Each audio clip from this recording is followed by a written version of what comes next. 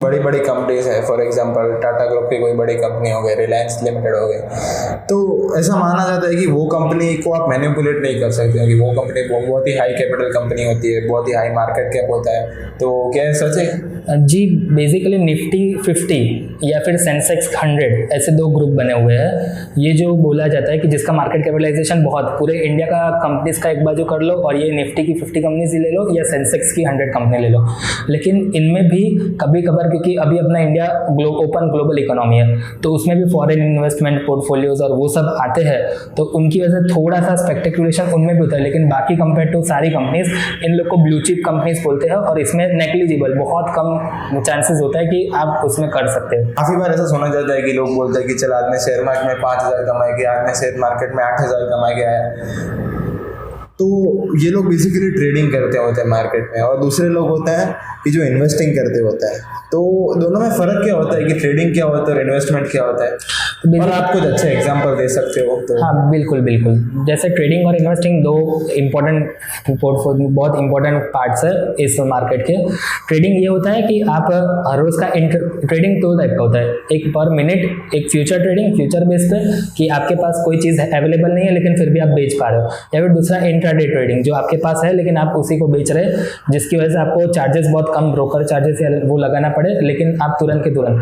और दूसरा होता है इन्वेस्टमेंट। इन्वेस्टमेंट ये चीज़ होती है कि जैसे आपके पास है, आपने लेके लॉन्ग टाइम के लिए बैठ गए, आप फिर आपने आज ले लिया कोई भी कंपनी का शेयर कि आपको पता है कि ये कंपनी अच्छी है और मेरे पास एक्सेस रुपए है, एक एफडी बनाने से अच्छा मैं इसको इसमें लगा देता हूँ, और उसके बाद भूल गए। अब 5-6 साल मिनिमम तक कुछ देखते भी नहीं हो क्या हो रहा है क्या नहीं हो रहा, और कंपनी को अपने आप मुनाफा देने जा रहे हो। दूसरा ये होता है कि आप हर रोज एक मिनट आप उसका देख रहे हो कि क्या हो रहा है क्या नहीं हो रहा, आपको लगता है कि कंपनी के प्राइस गिर चुके हैं, आपने तुरंत उठा लिए, और जैसे लगा कि थोड़े 10-15 रुपए बढ़ गए, अभी मुनाफा हो गया जितना आपने क्वांटिटी में उठाया, एक क्वांटिटी में उठा के आपने ट्रेडिंग कर लिया, तो उसको ट्रेडिंग ट्रेडर्स बोलते हैं कि जो लोग उसी में करते हैं। दूसरे होते हैं इन्वेस्टमेंट ट्रेडर, जिनका मेन इनकम ये नहीं होता कि उनको स्टॉक मार्केट से ही पैसे निकलना है, जो पैसिमिस्टिक होते हैं, जो शांति से ऐसे ही अपने थोड़े बेसिक नॉलेज पे और थोड़े से जो रिस्क कम उठाना चाहते हैं, जो आराम से और वैल्यू टाइम के साथ एक्सपोनेंशियल, जिनको पता है कि कंपाउंडिंग फैक्टर का पावर पता होता है, जिनके पास पता होता है कि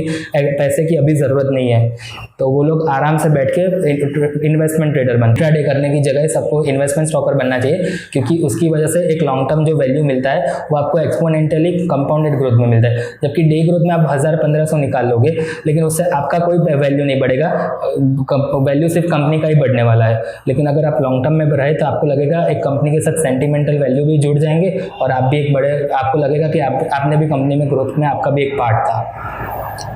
तो बहुत सी बार हमने देखा है कि वॉरेन बफेट जैसे बड़े बड़े इन्वेस्टर होते हैं, वो हमेशा यही सलाह देते हैं कि आप हमेशा इन्वेस्टिंग करो, ट्रेडिंग की तरफ मत जाओ।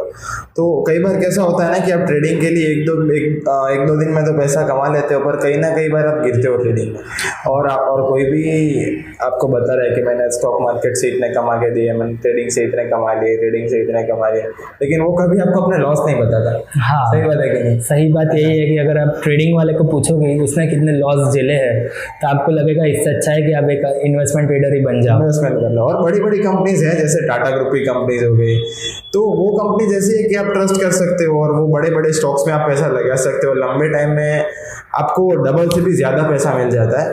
तो सही बात है कि जैसा नील ने बताया कि इन्वेस्टिंग ट्रेडिंग से कई ज़्यादा अच्छा है और कई ज़्यादा सेफर साइड है, और आपको पैसे डबल से भी ज़्यादा हो सकते हैं इन्वेस्टिंग में। आप कई सारे स्टॉक्स के हिस्ट्री देख सकते हो कि 5 साल में उनकी वैल्यू ऑलमोस्ट डबल से भी ज़्यादा हो जाती है।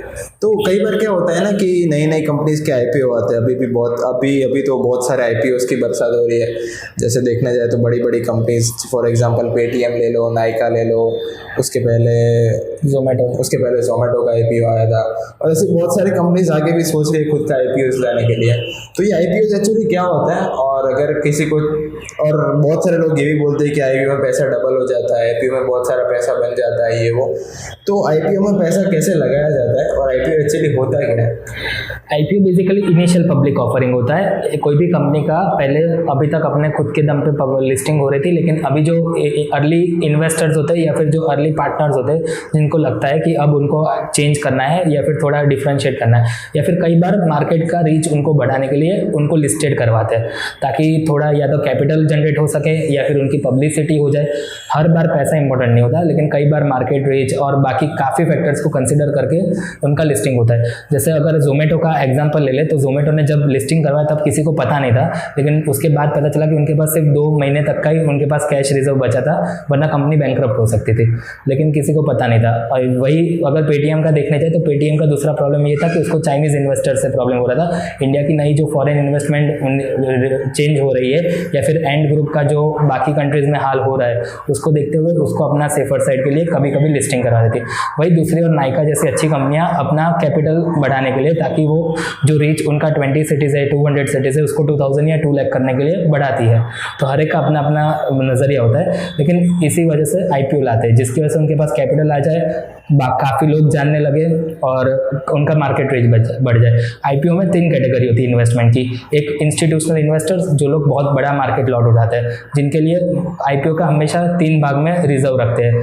वैसे तो 4 पार्ट्स होते हैं, लेकिन चौथा पार्ट हमेशा उनके एम्प्लॉय का होता है। जो एम्प्लॉय लोग होते हैं उनके लिए बाकी 3 पार्ट्स होते हैं, एक इंस्टीट्यूशनल इन्वेस्टर, एक पोर्टफोलियो इन्वेस्टर और तीसरा इंडिविजुअल इन्वेस्टर।